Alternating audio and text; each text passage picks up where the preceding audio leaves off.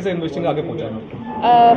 दिनांक 18 को शाम को हमें जो शिवपुरी पुलिस विभाग से हमें सूचना मिली थी कि वहाँ के जो एक रघुवीर जी हैं, उन्होंने अपनी बेटी को कोटा में पढ़ने के लिए पिछली अगस्त को छोड़ा था और आज 18 तारीख को शाम को उनके फ़ोन पर व्हाट्सएप के द्वारा मैसेज और फ़ोन आया है कि आपकी बेटी हमारे पास है और फिरौती में 30 लाख की डिमांड की गई है। उस पर हमने त्वरित एक्शन लेते हुए टीमें गठित की थी और सभी जगह पे जहाँ जहाँ पर हम तकनीकी जो साक्ष्य हमें मिले, हमने जो आसूचना संकलन की, जो पूछताछ की विभिन्न जगह पे, तो उसमें हमने अलग अलग जगह पे टीम भेजी, जिसमें जयपुर, इंदौर, वहाँ पर भी टीम हमारी अभी भी मौजूद है।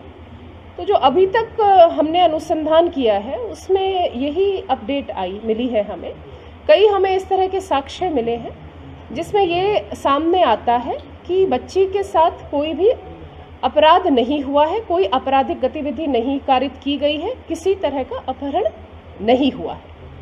तो जो ये घटना है ये एक तरह से अभी तक हमारे सामने जितने भी साक्ष्य हैं उससे झूठी प्रतीत होती है। सीसीटीवी मिला जयपुर में, जो सीसीटीवी मिला है, जो चल रहा है मीडिया पर, मैं उसकी पुष्टि नहीं करती हूँ, किंतु ये बात ज़रूर है कि वो जैसे पिछली अगस्त को 3 अगस्त को जो बच्ची है अपनी माँ के साथ यहाँ पर आई थी कोचिंग इंस्टीट्यूट में अपने को एनरोल कराने के लिए।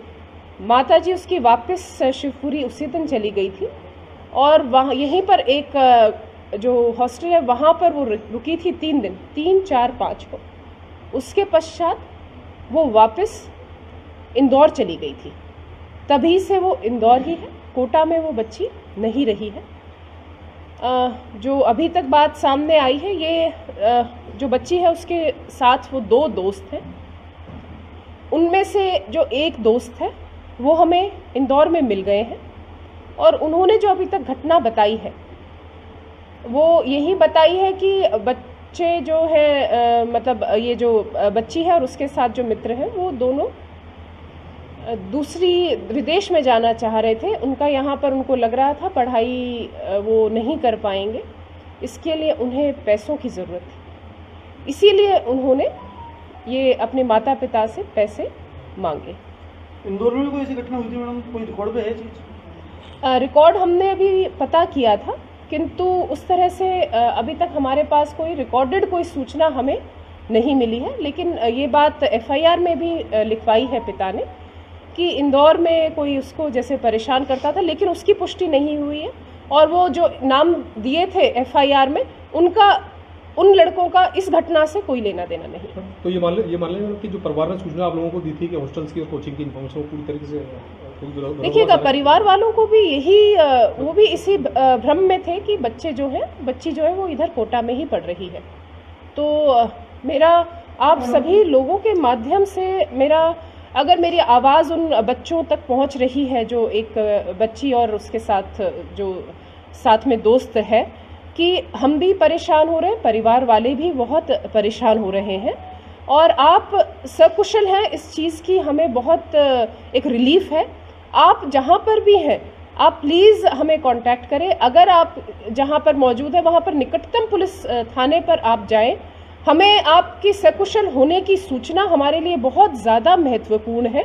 हम सभी उसी चीज़ के लिए हम प्रयास कर रहे हैं और हम उसी चीज़ के लिए चिंतित हैं। तो मेरी आपके द्वारा, इस मीडिया माध्यम के द्वारा मेरी उनसे मेरा एक अनुरोध है, निवेदन है कि आप प्लीज़ परिवारजनों को या निकटतम पुलिस थाने को जल्द से जल्द कांटेक्ट करें प्लीज़। मैम, जब वो अगस्त में माँ छोड़कर गई थी हॉस्टल में, हॉस्टल से वो चली गई, हॉस्टल वाले ने परिवार वालों को सूचना नहीं दी, लगातार घर पर वो बात कर रही थी, अटेंडेंस उसकी परिवार वालों को वो बता रही थी, वो सभी चीज़ें जो अटेंडेंस की भी बात आई थी, तो जो बालिका है उसी की ही फ़ोन से वो अपने माता पिता को अटेंडेंस दूसरे नंबर से वो भेज रही थी और जो भी मार्क्स वगैरह हैं वो कोचिंग की तरफ से नहीं जा रहे थे। मैडम, ये किन के ऐसे कौन से पॉइंट हैं जिससे ये साबित हो रहा है कि ये झूठी उन्होंने कहानी बनगढ़ंत बनाई है? क्या क्या ऐसे पॉइंट पुलिस को मिले? देखिए, अपराध नहीं हुआ है। अभी कहानी क्या किस वजह से हुई है, जब बच्ची आएगी तब पता चलेगा। मैं ऐसा नहीं कहती कि क्या किस दबाव में या किस उसमें उसने ये बात करी है, लेकिन अपराध नहीं हुआ है। ये हमें इस तरह के हमारे पास पूर्णतः साक्ष्य है। साक्ष्य में सीसीटीवी कैमरास भी इन्वॉल्व और पूछताछ भी है। और जो तीसरा जो साथी था उससे भी हमारी पूछताछ जारी है। वो हमें पूरा सहयोग दे रहा है। तो उसने जो हमें सूचना दी है उसी के आधार पर मैं आपके सामने ही बोल रही हूँ।